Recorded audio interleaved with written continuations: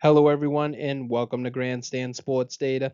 In today's video, we're giving you the Eastern Conference betting preview between the Florida Panthers and the Carolina Hurricanes. We'll be going over the fundamental analysis, the technical analysis, and then we'll be wrapping it up with some betting analysis as well. So let's get right into it. All right, so starting with the statistical breakdown, you can see from a better standpoint that this matchup between Florida and Carolina is a classic contrast in style versus structure. Florida is built on shot volume and control, second in the league in Corsi and scoring chance percentage, so they're dictating tempo and generating looks. But the problem is finishing. Bottom five in shooting percentage and finishing rate. That tells me they're working hard for their goals, not getting easy ones. Now moving on to Carolina, they are basically the opposite. They're less flashy and more efficient. They're not elite at scoring chances or control, though they do edge Florida slightly, but they dominate the defensive metrics. They're number one in penalty kill percentage, top 10 in defensive goal differentials, and they take far fewer penalties. That discipline matters over a long series. Now, the biggest red flag that I see here is goaltending. Neither team is really strong here, just going by the statistics throughout the whole season, even though I would say once you dig deeper into it, just based on their ranks at being 14 and a half, or tied for 14th for Florida, and then Carolina being 24th, neither has a clear edge in net just when you talk of statistics, but when you dive deeper into the fundamentals, they have two of the better playoff goaltenders, I would say. So the edge, I would say, just right here, based on the statistics, goes to Carolina in structure and playoff proven defensive efficiency. But Florida's volume metrics can swing a short term series if their shooting variance regresses positively. So this might be a better spot for totals betting, especially the overs, rather than taking a side early in this matchup. Okay, so now taking a look at the fundamental angle, this is where the matchup between Florida and Carolina start to separate. You can see the coaches are kind of close. Rob Brendamore edges Paul Maurice just slightly in the playoff win percentage, but you have to remember Maurice does have that ring, while Brendamore does not. Now, where Carolina really separates themselves is in player level puck dominance. See some of their top guys here with over 60% when it comes to their Corsi 4 percentage. Talking about guys like Aho, Jarvis, Shmechnikov, and then Goss to Spear. So they're driving possession and play. And then their top four defensemen are consistently very close to positive when it comes to their plus minus, except for Goss to Spear being in minus 13. But almost the rest of the team, other than Orlov and Goss to Spear, are in the positive when it comes to plus minus. So uh, that's going to be huge for them. And it also translates to that postseason success. Now, Florida, on the other hand, they have some strong numbers too, right? They got Kachuk, they got Verhage, both carrying elite Corsi 4 percentage. But the Panthers' blue line is where concerns start to show up, right? Mikula, Forsling, and then even Seth Jones when you're talking about their Corsi 4 percentage. You see labeled in blue, that's blue just comparing all of the players that you see here on the ice. So those are red flags when you're betting against a high pressure forechecking team like Carolina, when you have guys that don't necessarily possess the puck.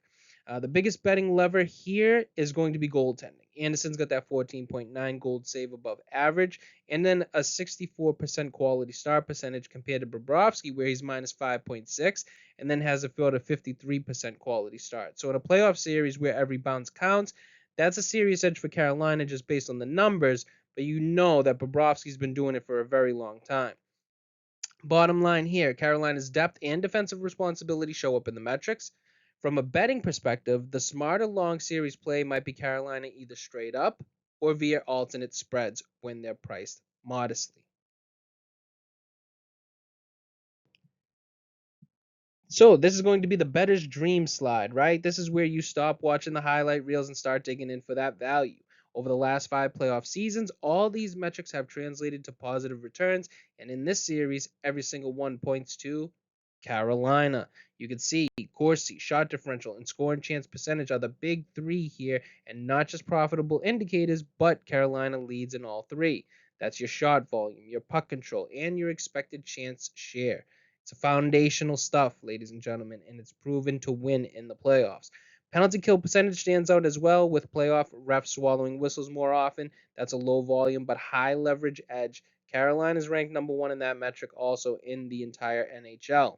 And then even our model all the way down to the bottom, You could see this is simulating games or simulating series throughout the last 5 years. See, it's very, very small profit, basically 80 cents on every $1 bet, but that is even going Carolina to cover the series. So, what's the message for the betting market? It's simple here. This isn't just a team that looks good on paper. This is a team whose style of play has historically been rewarded in the postseason. That's something to remember. This is exactly the type of profile you want to back in a series or even target for alternate spreads and plus EV moneyline parlays. Now, let's look at the betting perspective when it comes to money lines. So, the important story here isn't what happened from games about 72 to 82, even though we have it here. It's what happened after that going into the playoffs. So, about from game 83 onward, Carolina is showing a quiet reversal here. After bottoming out with a brutal minus 10 unit slide, they flattened out and started to climb slightly. So, it's subtle, but for experienced bettors, that kind of bottoming out behavior often signals the end of poor value pricing and then the beginning of regression toward performance, maybe even that red line, which happens to be their season average, right? Now, Florida, on the other hand, is just treading water. Their line movement is like a coin flip with juice, right? It bouncing around, break even, unable to hold momentum. That's not a pattern you want to back unless you're getting solid underdog pricing, which you're not in this case. And you'll see that in the next slide coming up. The market still seems to be pricing both of these clubs based on earlier season perceptions. That opens the door for game by game arbitrage or even live value hunting, especially if Carolina's trends continue to stabilize and they start converting their underlying metrics into wins. The bottom line from these two graphs, you can see from a trend angle, Carolina's value may be reemerging just in time for that Eastern Conference final. Florida, on the other hand, is still overpriced relative to their actual performance. So now we're going to be moving into the series betting lines. You can see this matchup is basically a coin flip. The model has it 51-49 in favor of Florida, but the edge is razor thin. When you zoom out, you've got a Florida laying minus 125 to win the series. That's not according to the model, that's in the market, but the model actually prefers Carolina against that spread, suggesting this series is going the distance or staying tight game to game.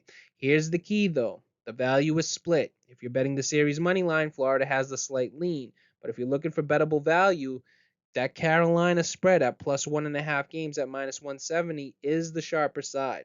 So this is going to tell you Florida might survive in advance, but Carolina is staying competitive. For bettors, that means this isn't a hammer spot, it's a scalper series. Good for live betting and alternate lines. If you're playing the pre-series lines, maybe splitting exposure between Florida's series line and Carolina's game-to-game spreads is a veteran move. You don't want to let that volatility work in your favor. As far as me, what do I like in this series? I think that I like Carolina to win it, and I think Carolina may win it in more than in less than 7 games. I think Florida spread at plus 145. I think they'll be able to cover that 1.5 games. You're asking them to go into another 7 game series with Carolina. I know on paper the two teams are very close, but usually in the playoffs, you get one of these series where it looks like on paper it should go 7, but it goes maybe only 5 or 6. And I think this will be the case here for Florida. I think you can expect Florida to move on to the Stanley Cup final. So, like always, we'd like to thank you guys for watching. We hope that you got some awesome information from this video. Now, don't forget to subscribe to Grandstand Sports Data for more great shows like this one. Also, don't forget to give this video a like, share with your friends, and then leave a comment down below on who you think is going to win the series. That's all for now, and we'll see you guys in the next one.